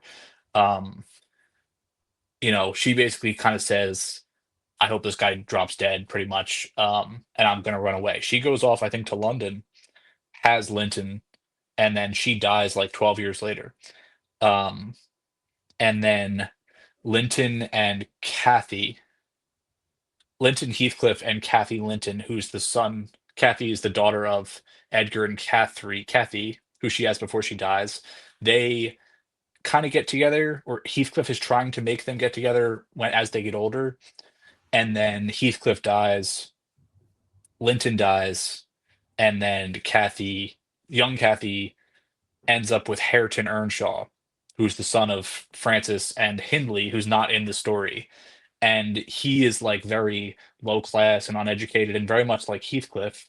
And she like helps him learn how to read and helps him get educated and helps him kind of turn his life around and they fall in love and end up together. And that's kind of the beautiful part of the story with Kathy's daughter and Hindley's son ending up together. I guess Oh, that's I incest. just I just want to say real quick, I might log out because there's storming outside and my power just flashed. So oh hopefully that no. doesn't ruin anything. That's why I'm holding my dog. Is she's very nervous right now, but continue on. Oh. I saw the lights flicker and I was like, oh shoot. Oh no. So fingers crossed. But all that to By the way, say, there's a lot of rain in this movie. It's very dramatic. My buddy was leaning over to me. yes, He's like, dude, it's raining again. He's like, why? I was like, it's because it looks cool. It's very It looks, British. yes, it's very dramatic. But sorry, it fits with what we're talking about. I guess that it's raining outside like this. That's crazy, Dan, that the movie or the book spans that much time. Because you know what's funny? I saw Kathy's, the life going away from her body, and I was like, I bet it's just gonna end right there. Because I don't think Fennell could like wrap this whole thing up in like a Mhm, satisfying way. I bet it just ends with her dying. And I mhm, was like, yep, that was it. That was it. mhm. Because I'm like, like Isabella is just forgotten about. She's just there, I guess, by herself in Wuthering Heights, just chilling and with her dog collar on. And one thing I want to say is that I didn't. You mentioned it, Dan, with the collar. I didn't get to chime in at that point, but when I walked out with my buddy, I was like, I can't believe that happened and that Heathcliff put her in that situation. And he said, well, she liked that. And it was like a kink. Like it's a kink back then. That's something she enjoyed. And she basically gave her consent for stuff like that to happen or for Heathcliff to put her in that situation when he openly told her that, hey, I'm going to treat you like trash. And she yeah, was completely okay with that. Yeah, So yeah. I wonder how people who are infatuated with Heathcliff are going to view that scene, because even if that is her wishes and what she wants to happen, from a moral standpoint, it is not a good look to do that to a human, even if they want that to happen. So I don't like Heathcliff, even if Isabella wanted him to do that stuff to her, and it doesn't make me like him anymore. Also, I think that's very funny how it's crazy that they change it from the movie to the book, Dan, how he is like abusing her, and their whole situation is terrible, and they fake that. They fake that in this Dude, movie. dude, Mhm. chapter 13 of the book is the fucking letter. It literally, they didn't change the letter. Like the letter that she's writing, that's the letter she writes to Nellie. And then they make it, oh, she's sitting there scheming with Heathcliff. But that's a genuine letter where she's terrified and is like, I'm screwed. And she's like a 17, 18-year-old girl by herself being abused. Like, I just can't, like, that's not funny to me. And I guess most, like, maybe Fennel's just like most people haven't read the book or won't care, but like that to me is like really I can get how the only that's really off-putting for them to change it. For yeah. like them to kind of change it, but not really in that way is kind of evil. Well, it's interesting because, like, one of my friends who went into, she went to the bathroom and she was washing her hands and she asked one of the girls that was in there, "So what did you think about the movie?" And she said, "It was good fan fiction." That's basically what this is. It's like she's basically saying, "This is my version." And she said in interviews, "This is my version of what, I thought it was when I was 14 years old, and this is how I see the characters, and this is what I see in my head." What she put on screen and the characters that we see, it literally is like a 14-year-old's version of, you know, the book. And people are gonna look at it and they're because they don't, like me, I didn't read the book. Half of the people probably in that theater didn't read the book. And they're like, man, this is what Wuthering Heights is, which is why it's so dangerous to take, because I guess the quotation marks that are around it, you're taking this franchise, you're putting this uh title on this movie, Mhm. and it's a complete misrepresentation of what the book actually is. And it's like, should directors be able to take, and studios be able to take IPs and just slap the name on it, but I'm gonna make whatever I want. I've always gotten the business decision of this. I'm a very business minded person when it comes to just Hollywood in general. I get why this exists, and I don't think that's groundbreaking, but I do think we're going to see more of this. This movie is going to be successful. I think it's made like $85 million already worldwide. Mhm. There's not a huge movie coming out next week. It's gonna do well next week, and it's gonna happen again. And I can see Emerald, because her last two movies have been original screenplays. I can see her just seeing the success of this movie and being like, oh yeah. Oh yeah. This is my wheelhouse now. I'll But just is I'll it just make these old classic stories just super raunchy and sexual. but is it impossible if this had a different name? It wouldn't have been as successful? It Is that wouldn't what have you're been. saying? Yes. I somewhat agree. I think it's I think it's a really bad thing. I Yes. think there's like a literacy crisis. I think there's a media literacy crisis in general. People also just don't read anymore. And I think taking these stories like, and again, my issue is not if you want to make it fun and like really sexual and stuff, like there are ways to do that that are interesting. Like you can do that in a way that actually is effective. Like I don't even think most of that stuff is that exciting. Like, there are so many other problems with it. Like you talked about already, like the production, it feels very small. There's scenes where like, there's like latex clothing and sunglasses. I'm just like, this looks stupid. Like people keep praising how it looks. I'm like, a lot of this is distractingly just odd and It's I don't The know. pretentious. I the It's the giant pretentious. It's strawberry. The giant strawberry. It's self-indulgent, it's pretentious, it's basically, "Oh, it seems to me, oh, look at what I can do. Oh, look at all these suggestive scenes that I'm gonna put into the movie. Oh, I'm gonna disturb you, I'm gonna do this, but I'm not gonna do any storytelling. I'm not gonna do any storytelling at Yeah. all." Which I guess some people like, but I'm just like stuff. I mean, like the fingering the mouth of the fish. I'm just like, I who was is this thinking about for? that. Yeah, I was This is thinking I not. was thinking This is about that. not sensual. Like this is just. It's just we. Everyone in the theater was just like, what? Like, who is this? Who is this for? That Yeah. was a good trailer shot, though, Dan. That was a really good trailer shot. Put in that, rubbing that bread, slapping that bread, putting your fingers in that eggs. Oh, she knows. I mean, sure, but Just doing things with the hands. Just doing I things with the can hands that always aren't normal. I can always tell when it's like you're trying to basically, "Oh, this is a good shot, this is a good shot, this is a good shot, and I'm gonna put all these good shots together and make it a movie." Yeah. That's how I I just felt whenever think. they were under the like sheltering themselves from the rain in that like little building in the middle of nowhere. And it's always like a very like, Oh, and he was just dry. pulled.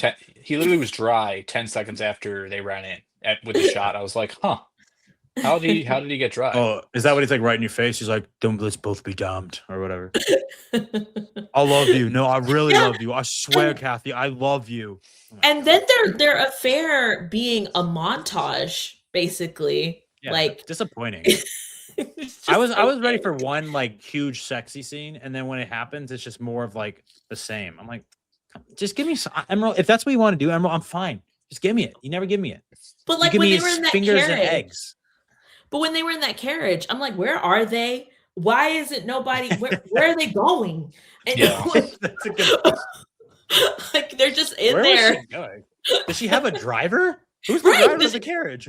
I think about all that stuff. I'm like, "Okay, this is just a carriage scene. This is just, but we're not gonna set up the scene. We're not gonna say where they're going. We're not gonna say, oh, the reason why nobody has caught them is because somebody went to go pee or something." I don't know. Like, explain it. Yeah.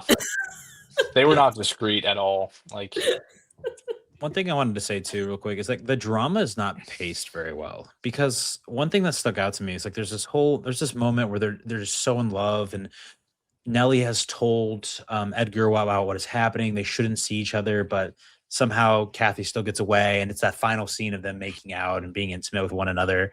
And this is when Heathcliff says, "I'll kill him. I would kill Edgar for you." And for some reason, she is traumatized by that. She's like, "Oh Yeah, my, that's too far. That is that too was her far, man." line. Right? And then she's like, "Okay, I'm done with Heathcliff because he would do this." But then right after that, because he's butthurt, he's like, "I'm going to marry Isabella." And then she's just depressed about that. I'm like, "But I thought you just rejected him because he was going to kill your husband. But now because he's marrying your sister-in-law, now you're I back mean, like depressed murder's again?" murder. I don't know. I'm just confused. I'm like, "I thought you were done with him. So why do you care if he's marrying your sister-in-law? Why are you depressed by that?" Was she depressed, or was it just the baby making her sick? She was for sure depressed, right? About She's that depressed. situation. Like, Yeah, it's a yeah, in the combination of novel, she both. falls into like horrible, um, But you just said you were going to like deny Heathcliff because he was going to kill your husband. Like, I have a question. Does Nellie actually burn the letters in the book? no. She does Okay. that. She does that. They took the. She does that in the next generation between. I want to say Linton and Kathy. I think, but she doesn't do that in the novel. But what she does, I mean, she does do the same thing where she understands that Heathcliff is there, and then doesn't tell Kathy, and it kind of like, and then doesn't tell Heathcliff the other part of the conversation. Then he leaves. Like that. That is all like the novel. So she is involved in like she does maintain who knows what and kind of keep information from people as she sees fit. She Um, was just giving, like, to me, she was giving the mom in the Notebook. Where, like, hiding the letters. Another And toxic ass bullshit ass story. Like, like, that's what she was giving. I was like, this is I don't know why this is reminding me of the Notebook, but yeah, people that shouldn't be together, but they end up yeah, together anyway. you know what I think is the perfect comparison with this movie is SpongeBob, because it reminds me. I think you would appreciate this, Ari. It reminds me of that scene in SpongeBob where he's procrastinating and he writes the word "the," and boy, oh boy, is it a beautiful "the." It is dazzling what that sponge can do with the pencil when he puts it down. And you're like, man, I cannot wait to see if this is what this looks like. This first word, I cannot wait to see the substance of this essay and what this paper is going to be. Wow. Let's do it, Emerald Fennel. And then you realize there's nothing there. That's what that's what this feels like. That is an amazing comparison. You popped out of my mind when you were talking about that Pinterest board, and I don't know why, but I'm like SpongeBob I don't know why. And some of these and some of these. And then there's just nothing there. It's just pretty. It's pretty and it's simple. It's pretty with a good soundtrack. Hey, that's what it seems like that's what people want. You like the soundtrack? Yeah. I like Charlie XCX. I love it. Like glass. That song's good, man. I was listening to it today. I was like, this is so good. It's good. It's so good. Wall of Sound. Oh my God. It's amazing. I saw somebody say that they think that Charlie XCX read the book. She read the script and then read the book, and most of her songs are based off of the book because a lot of what she's talking about and a lot of the music does not apply to what actually happens in the film. And I want to do research on that because that would be pretty insane if that happens, because Charlie XCX is a very intellectual person. I personally, she has this persona about her where she's all about like partying, have a good time. But I feel like she's on Letterboxd, and if you look at the stuff that she's watching, she's just not watching what you would think somebody who comes out with the album Brat would watch. Like she's watching some very deep thinking movies. And I think that maybe she was like, well, let me read the book. And then she's like, I like that better. And then she just went with it. I'm telling you, the music, this just the soundtrack and the music brought emotion to the scenes where the acting wasn't doing it. Yep. So when the music would come in, that's when you would start feeling the emotion. Oh, I'm supposed to feel sadness. I'm supposed to feel yearning. It's the music that's making you feel that way, not what's going on screen. Yeah. I've talked about this a good amount with like movies that have scores that trick you into thinking there's more emotion than there is, and it's an egregious example of that. The other thing I wanted to say is like maybe a hot take. The book isn't great. We don't need any more Wuthering Heights adaptations. Like, unless someone wants to make a fucking 3.5 hour like gothic horror romance, bring in the fucking ghosts. Like they're literally both their ghosts are around haunting each other. Like Heathcliff's digging up Kathy's grave to like sit and look at her bones. Stuff like that's the stuff that's happening in the story. You want Robert Eggers to direct this so badly. That's the tone of the fucking story. Like Robert Eggers, I would love him to do this just to be like, because he's like Emerald Fennell is like the antithesis of Robert Eggers, because like he is so like particular about being like perfect about what the time period is and like costumes. Like it's just so funny. It's literally what Emerald Fennell would never do. He's like, I'm adapting this thing 1 for 1 is basically what he always does, which is great. Yeah, but like I'd love to see the movie with the prologue, with the ending, make it 3.5 hours. But we don't need this anymore. There's like 30 adaptations of this now. We don't need any more. It's Emerald Fennell. Stop with the romance. It's over. Shrek. Yes. Farquaad's tall in it and muscular. Yes. Yeah. And Fiona actually just goes off with Farquaad at the end. Shrek dies in a horrible carriage accident. Goodness gracious. Who's driving the carriage? Donkey. Is there any romance films that you guys have liked over the past couple of years? Like, what do you want to see more of? Because I know Dan does not like love triangles, so no love triangles, please. Por favor. No love triangles. The threesome, by the way, Dan is not a love triangle movie. I don't want you to get. I want Dan to watch that movie because I want to see what he thinks about it. Well, I watched and this I guess could count. I watched Little Fish, which I thought was good. Same director. Emerald Fennell. Okay. No, Chad Hartigan or whatever. Okay. That directed the threesome. Yeah. Oh, sweet. So maybe you would like it. Okay.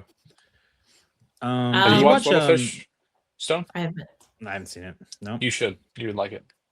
Okay.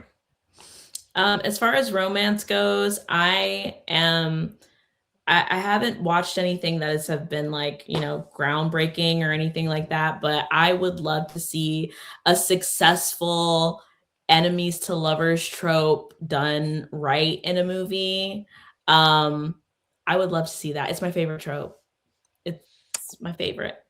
What are your thoughts on Colleen Hoover? I have no thoughts. Okay. Have you watched any of her works? No.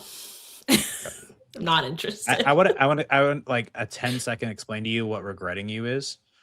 Regretting you is about basically a daughter whose dad cheats on her mom with her aunt or something like that. Anyways, it's a bad thing. What is it? Hold on. I don't want to like mess this up. Basically, her father, her father is, oh no, it's two aunts. So it's her mom and her sister are both married. So, Okay. but her dad cheats on her mother with her aunt. Huh? And then yes, and then what happens is they get into a car crash and both of them die.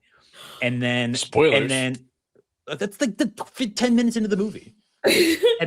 And then basically her mom, who's still alive, runs to the hospital, and so does her aunt's husband.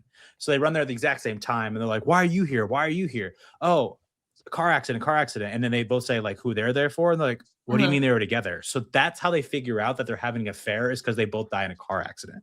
My biggest pet peeve of the movie, though, is there's also a subplot where there is a daughter, and she's very much into Mason Thames, which is the guy from the live action How to Train Your Dragon movie. Problem is, Mason Thames is in a relationship and is still really obsessed with the main girl of this movie. Like, he's kind of cheating on his girlfriend with the main girl of this movie, which is a bad thing that literally the villain of this movie, her father, was doing to her mother, was cheating on her mother with her aunt. So her boyfriend is cheating on his girlfriend with her, just like her father was cheating on her mother with her aunt. It's baffling writing. My Baffling head. writing. Oh Sorry. my God. Yeah, she's got 2 movies coming out this year, so. Yeah, I saw the trailer going into Wuthering Heights. I saw the trailer and I said, why is this giving Colleen Hoover vibe? And her name popped on the screen. I was like, oh, it's because it is. Some romances I've liked, I guess, the past few years. I actually like. We just talked about her. I thought it ends with us was solid. Like, despite all the fucking drama and bullshit. Colleen Hoover. Yeah, Chainsaw Man, Big Bold Beautiful Journey, Hedda, Hamnet, Queer, Baby Girl. The Idea of You. Remember we talked about that? I thought that movie was kind of fun with Anne Hathaway. I love Anne Hathaway just being like really hot. That's what that movie is, and I'm fine. I'm fine with that. Okay? It was an okay movie. It was all right. Yeah. It was all What right. about Eternity? Dan I didn't watch that, but I know a lot of I people didn't like see that. it. Dan does not like that movie. He I thinks it's like fucking the hated most that movie. basic thing he's ever seen, I believe. Literally, it's a movie Really? where you can read a couple sentences about it, write down what's going to happen scene by scene. I could have written the movie in the first 10 minutes and told you exactly what was going to happen. I literally, every single beat that got hit that was so predictable, I was like, this is just absolute dog shit. What? And there was an makes me think that you interesting would like answer Emerald for that Fennell, movie. though. Because No. did you There was predict that Margot Robbie was going to stick her finger in that fish? Like you didn't. No. No one ever predicts the. Yeah, nobody that. would have been able to predict that. Napoleon Oh, was that's a fun romance, I thought. Napoleon. Grant, Yeah. I love Danny. So funny. There What is do you mean? romance in that. It's It's literally just- a romance. But it's not Napoleon's a what people think of. rom-com. You're talking. It's a rom-com. About with Joaquin Phoenix. Yes. Vanessa Napoleon? It's a Kirby. romance. Yes. Oh, The entire story is about their relationship, and it's a what? comedy. It's a rom-com. Yes. I knew there was a reason why I didn't watch that movie. I liked it. You liked it? Yes. I'm one of the only people that liked it. Oh my god! Well, you know what? We all have something. We all have a movie that we like that other people don't. Also, Lisa Frankenstein, Love Lies Bleeding, Love Me that we watched on. Yeah, that was a very unique one. Yeah. Yeah. I would say one that came out recently that people think is like a very, because I feel like those are pretty experimental and a little bit artsy. I think one that came out recently that's kind of just a standard one that is a little bit above average than most is a Netflix movie called People We Meet on Vacation. I thought that was Oh, actually it was a really solid movie. Really good stars in it, and it looks beautiful for a rom com, a Netflix rom com. Like the colors are very vibrant in it. There's a lot of good contrast, which I just didn't expect to come from a Netflix original production. But right. the threesome is one that I liked. Besides that, I don't know. Hitman was good. Yeah. No Hard Feelings was good too. I need to brush That was up. good. I need to brush Jennifer up Lawrence. on the romance on because I really for me it's if I'm not feeling the trailer, if I'm not feeling the premise, I'm not gonna see it. I'm just not. I mean, Colleen Hoover regretting you, that hooks you. I'll tell you that premise, you're like, they died. Do you in a think car I'd like it, crash? Stone? What? Regretting you? No. Not at all. Do you have a favorite rom-com of all time? My wife loves Forgetting Sarah Marshall. Okay. Probably The Lobster. The Lobster. Okay. I haven't seen that. I've heard of it, but I haven't seen that. I said mine's probably the one I mentioned in this podcast. I mean, I just rewatched. I really do love Crazy Stupid Love. I think it's a very good movie. I think it's super solid. I think Steve Carell is really good at acting in it. I mean, there's a lot of comedy in it, but there's some serious moments that he just nails. He's an exceptional actor. And then Ryan Gosling, obviously, too. And I mean, Emma Stone, like the cast is Julianne Moore, John Carroll Lynch is in that movie, Kevin Bacon. Like that movie's crazy. Yeah, crazy it has.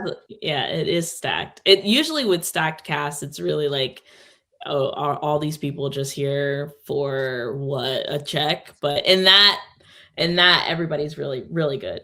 Everybody's also good. one of the best plot twists that have ever been in a movie, in my opinion. My buddy, who's always on his phone watching movies, kind of got it, but he's like, "Whoa, dude, what?" And I was like, "They mentioned it a couple of times in the movie, but you're on your phone, but it's fun." Anyways, I really like Shallow. I really like Shallow Hal. I know people are that is problematic movie now. That is a problematic barely remember that movie. That's a problematic movie now. But wait, what movie? Shallow Hal. Shallow Hal. Shallow Hal? I never Shallow heard of this Hal. What? With No. Jack Black? Oh no, I've never heard of this. No. It's like there's a woman who's heavier and he sees her as more attractive, like skinnier, or like no.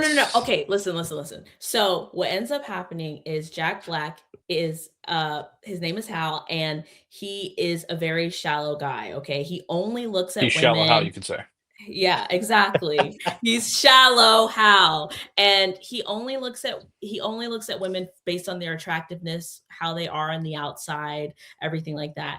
And what ends up happening is he ends up getting trapped in an elevator with this guy. I forget his name. He's a motivational speaker. He's actually really famous.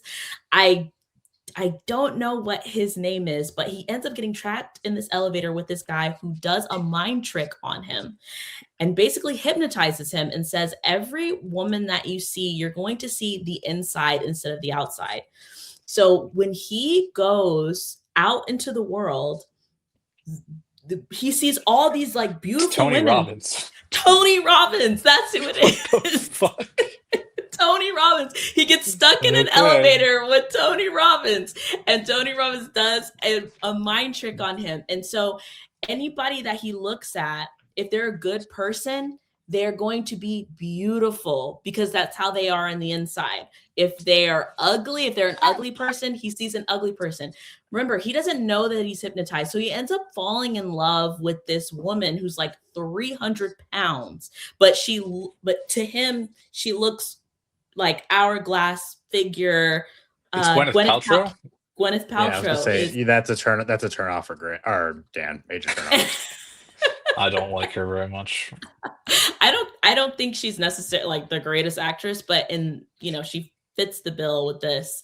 And this was before Goop, so might be better. Might be better. But I think I don't know. I feel like now it would be seen as like kind of problematic. But I think I still the message is still there, I think. And that guy from Seinfeld is in it, Jason Alexander. Jason Alexander. which he's hilarious. And he is the most shallow person in that movie. He breaks up with this super hot girl because one of her toes is too long. Damn. I just like, you know. But he has a tail. He has a tail in the movie. Chop it off. Well, that's not good for your balance. I feel like I would just chop it off to help him out. Get surgery. I think Stone, you should check it out. If you've never seen Shallow Hal, you have to watch that movie. It sounds like something my wife would like. My wife likes a lot of really bad Adam Sandler comedies, so I feel like that would fit right in with that. I'm sorry. How is like 2002 Jack Black getting away with being super picky and shallow?